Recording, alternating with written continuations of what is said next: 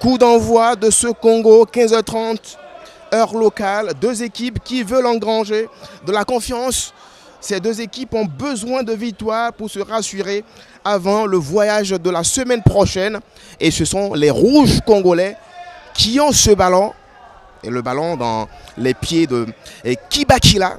Kibakila qui a déjà laissé le ballon à l'un de ses partenaires. Et la défense centrale béninoise panique et met ce ballon en touche. Youssouf qui prend tout son temps et qui ne dégage pas, qui fait la bonne passe. Ballon perdu. Il n'y a absolument rien. C'est Kossi qui a perdu ce ballon. Les Congolais qui reviennent à nouveau, qui vont essayer de ressortir le ballon. Noumonvi. La passe est trop courte de la part de Noumonvi. Position complètement irrégulière. Monsieur, vous êtes à l'hors-jeu. Pas besoin de contester Adamo. Noumonvi qui joue petit pied.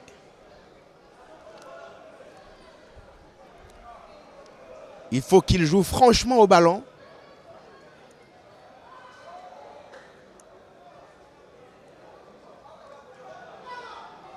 Incontestablement, Chabel Gomez est le meilleur béninois de la partie. On n'oubliera pas l'énorme boulot des défenseurs. Mais le joueur le plus en vue, côté béninois, c'est Chabel Gomez. Et comme on l'a dit en aparté, Benol et moi, c'est vrai, il est légèrement au-dessus du lot, mais ce n'est pas une raison suffisante pour faire la méga star, pour arriver dans le bus en retard, pour tout faire en retard. Les Congolais qui vont ouvrir le score. Ouverture du score des Congolais. Et c'est au moment où on parlait de Chabel Gomez que les Congolais ouvrent le score. 1-0 qui a marqué côté congolais. De toute façon, c'est sur un corner que les Congolais ouvrent le score. C'est bien Luamba qui ouvre le score à la 34e minute de jeu. 1 pour le Congo, 0 pour le Bénin. Le but n'est pas vite arrivé, mais c'est arrivé quand même. Ça ne pardonne pas à ce niveau. Ils ont eu des opportunités, les Blancs du Bénin. Au lieu d'en profiter et de marquer, ils ont tergiversé tout le temps. Et les Congolais, sur la deuxième vraie occasion dans cette partie, ils n'ont fait aucun cadeau à Abiola. Et ils ont mis le ballon au fond des filets. 1-0. Il n'y a pas une position irrégulière. 1-2 contre 2 pour les Congolais.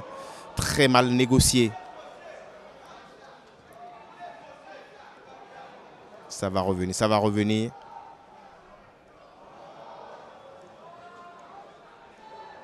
Vidécon. L'arrêt du gardien de but béninois. C'est lui qui arrête le ballon. Vidécon trop confiant. Je le disais à Nassis Alossé hier.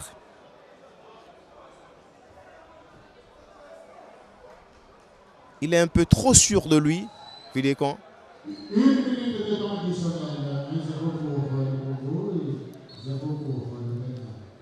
Un changement se prépare.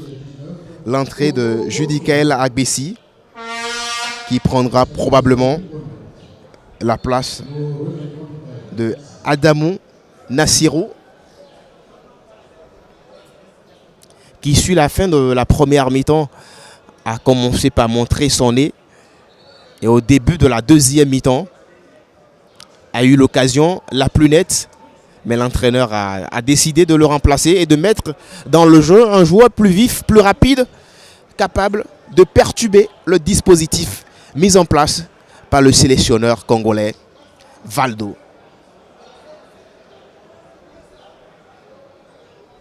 Enfin, est-ce que l'éclair viendra de ce jeune attaquant béninois Agbessi? Ils sont tous au Burkina Faso, dans le centre. Et le coup franc tellement bien exécuté, je ne l'ai pas vu venir de la part de Chabel Gomez qui a failli tromper la vigilance de Ndinga, mais très présent sur cette 7,32 m et qui ne lâche absolument rien, le gardien de but congolais. Le corner qui va partir, corner pour les jaunes, pour les blancs plutôt. Est-ce qu'il va frapper?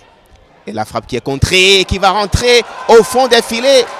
Égalisation complètement surprise. Égalisation, gag. C'est une frappe, je crois, de Vidécon qui a été contrée par le joueur congolais qui, je ne sais pas, soit une frappe de Vidécon ou une frappe de Kossi. Je crois que c'est Kossi qui a frappé. Est-ce que Chabel Gomez va mettre ce ballon directement au fond des filets où il cherchera la solution Kossi? Chabel Gomez qui prend tout son temps et qui va exécuter ce coup franc dans le mur rouge, contré et finalement dans les gants de Ndinga. C'est terminé. Score final, un but partout entre Congolais et Béninois. L'essentiel qu'on retient cet après-midi, l'équipe béninoise n'a pas perdu. C'est une équipe béninoise en rodage. On espère qu'elle va peaufiner sa préparation avant de se rendre à Banjul. Les buteurs de cet après-midi, Luamba, et puis sur la frappe de Kossi, contrée par les Congolais. Il y a eu cette égalisation béninoise, mais beaucoup de lacunes à corriger avant de se rendre à Banjul.